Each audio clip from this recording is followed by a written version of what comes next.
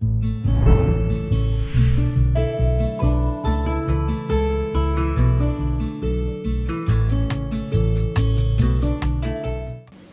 saudaraku, semoga hari ini Anda diberkati. Saya percaya Anda diberkati, amin. Ya, ketika Anda mempercayai diri, kehidupan bersama keluarga Anda di dalam tuntunan Roh Kudus, pasti Anda diberkati. Nah, malam hari ini ada topik menarik yang kita bisa diskusikan, ya, terkait dengan Allah yang Esa. Nah, ini menjadi sesuatu yang sangat-sangat sulit, ya, ketika sering terjadi perdebatan tentang keesaan Allah, ya. Mestinya kita harus memahami latar belakang kenapa ada muncul ayat itu, ya. Kenapa sehingga ada ayat itu, ya. Kita bisa baca di beberapa ayat Alkitab dan kita bisa memahami kenapa harus ada ayat itu, ya. Seperti contoh kita akan bacakan, ya, beberapa ayat di kitab Ulangan 6 ayat 1 sampai 7. Ya, kitab Ulangan pasal yang pertama sampai 7 itu sebenarnya inti daripada pesan daripada firman itu adalah bagaimana supaya keturunan daripada umat-umat Israel itu terus mengingat kepada Sang Khalik Pencipta, yaitu Allah Yahweh. Diingatkan, setiap ada kelahiran anak diingatkan, setiap ada kelahiran anak berikutnya diingatkan. Jangan mereka lupa, sebab umat Israel ketika itu hidup, ya, dengan masyarakat yang majemuk, ya, di daerah mereka lewati juga ketika keluar tanah Mesir. Banyak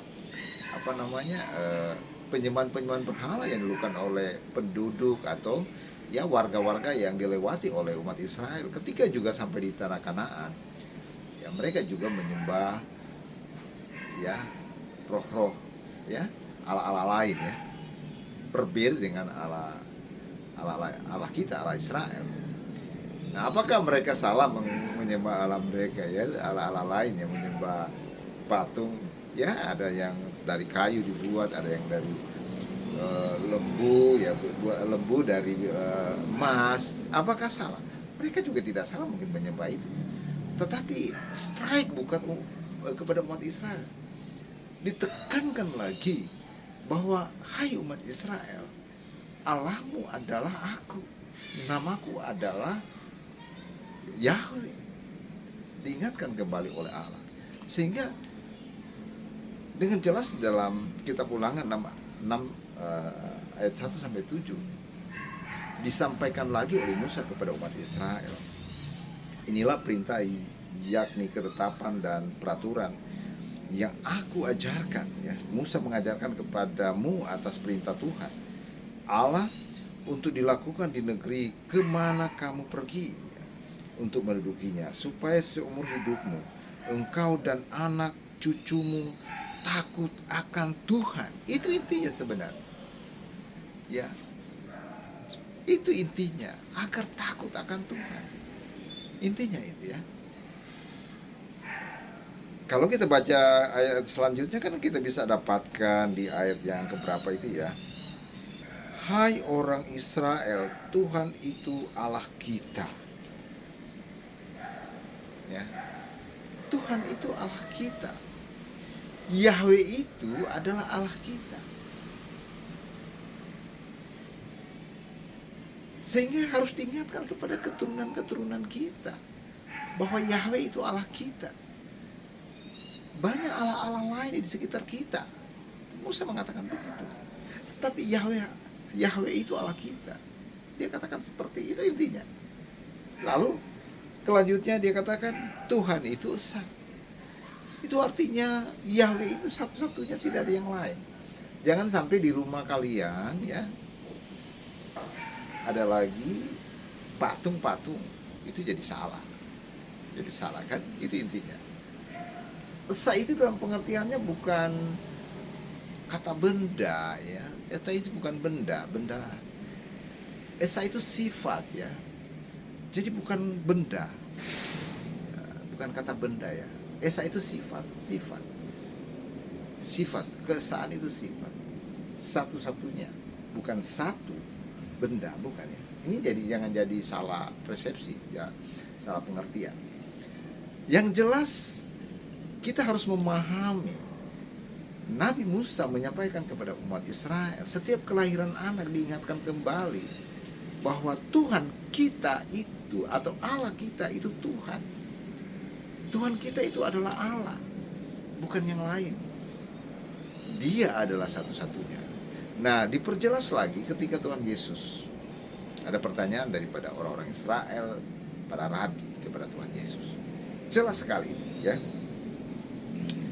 Kita baca dari Injil Markus pasal yang ke-12 ayat 28 dan seterusnya. Lalu seorang ahli Taurat ya, yang mendengar Yesus dan orang-orang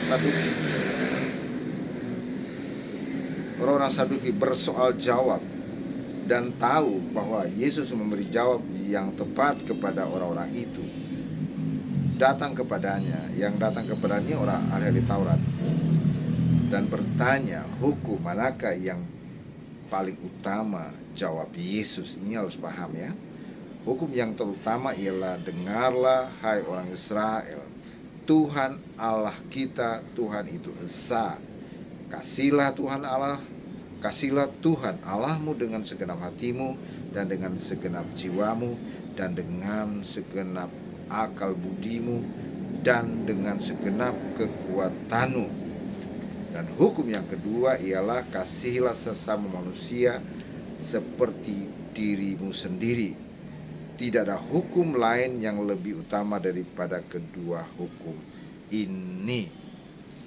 Tuhan Yesus merefer tentunya dari kitab Keluaran.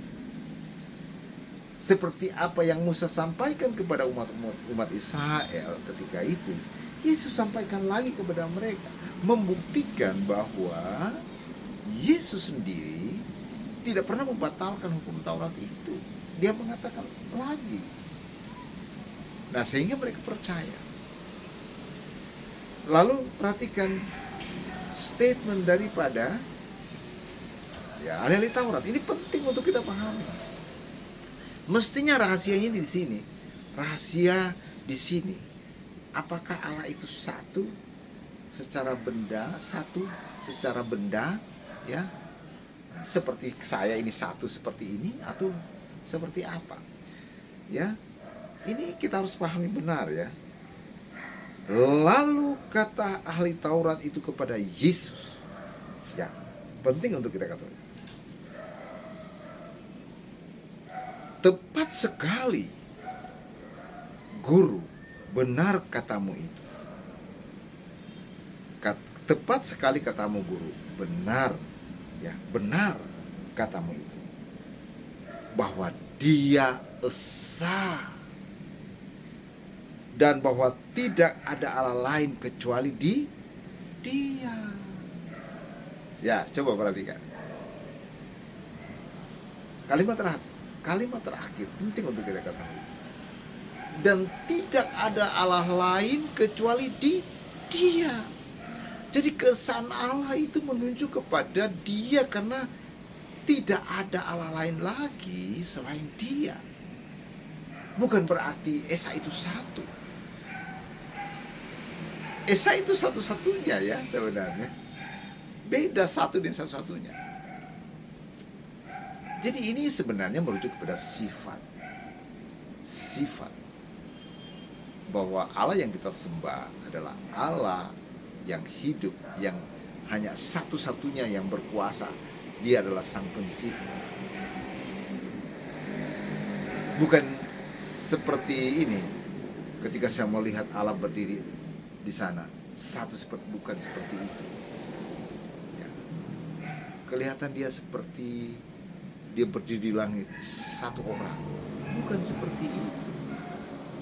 Itu terlalu dangkal kita memahami seperti itu. Ya. Kata tunggal di sini adalah sifat. Satu-satunya. Tidak ada Allah lain. Tidak ada Allah lain. Seperti Musa mengajarkan kepada orang Israel. Ya, Yahweh itu adalah Allah kita, jangan ada Allah lain. Satu-satunya. Itu yang harus kita pahami. Dan kalau Anda ingin lebih dalam lagi memahami itu, maka harus pahami pribadi Yesus. Memahami pribadi Allah. Itu berbeda. Pribadi Allah dan keesaan Allah. Sangat-sangat berbeda. Pribadi Allah ya dan keesaan Allah itu berbeda. Keesaan Allah itu adalah satu-satunya yang kita sembah. Tetapi pribadi Allah tentu Anda sulit untuk memahami secara logika, sebab dia adalah Tritunggal. Dan kalau Anda salah memahaminya, Anda katakan Allah itu tiga. Salah. Itu jadi problem juga buat Anda. Imani. Ya mulai saat ini imani Alkitab, Injil, imani. Dan belajarlah tentang pribadi Allah. Pribadi Tuhan kita. Dia adalah Esa. Maksudnya dialah Tuhan kita, tidak ada Allah lain. Tetapi belajarlah pribadi Allah. Kiranya Tuhan Yesus memberkati. Amin.